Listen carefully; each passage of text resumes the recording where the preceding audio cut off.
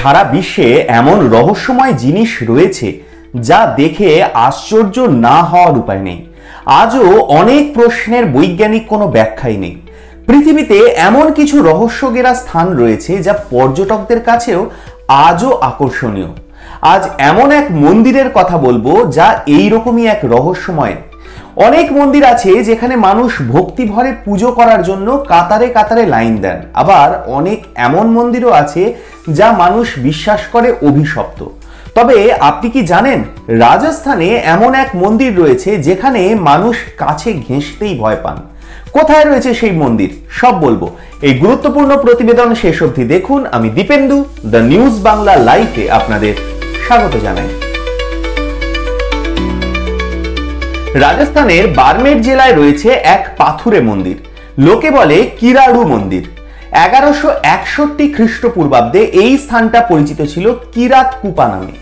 মন্দিরটা দেখলেই বুঝবেন যে রাজস্থানে অবস্থিত হলেও এর স্থাপত্য, ভাস্কর্য এবং নির্মাণে রয়েছে দক্ষিণী আভাস। এই মন্দিরের আরাধ্য দেবতা হলেন দেবাদিদেব মহাদেব। লোকে বলে এই মন্দিরটা নাকি রহস্যে ঘেরা। এই মন্দিরকে সকলে যেমন ভক্তি করে তেমনই নাকি ভয়ও করে। কারণ কি জানেন, লৌকিক বিশ্বাস যে সূর্য ডোবার পর এই মন্দিরে কেউ যদি থাকে তাহলে সে চিরকালের মতো পাথর হয়ে যাবে। দিনের বেলা তাও ভক্তদের আনাগোনা থাকে, কিন্তু বেলা গড়িয়ে সূর্য যখন অস্ত যায় তখন খালি হতে শুরু করে এই মন্দির। সূর্যাস্তের পর এই মন্দির একেবারে শুনশান। মন্দিরের এক ভয়ানক ইতিহাসও রয়েছে। শোনা যায় একজন সিদ্ধ পুরুষ তার শিষ্যদের সেইখানকার রাজা এবং প্রজাদের ভরসায় রেখে তপস্যা করতে গিয়েছিলেন, কিন্তু রাজা প্রজা কেউই শিষ্যদের কোনো রকম কোনো দেখভাল করেননি, এমনকি অসুস্থ হয়ে গেলেও কেউ সাহায্যও করেননি। এতে ওই ফিরে আসার পর ওই ঋষি অভিশাপ দিয়েছিলেন যে কেউ যদি সূর্যাস্তের পর সেই মন্দিরে প্রবেশ করে তাহলে সে পাথরে পরিণত হবে। সেই সময় স্থানীয় এক কুমোরের স্ত্রী নাকি ঋষির শিষ্যদের সাহায্য করেছিলেন।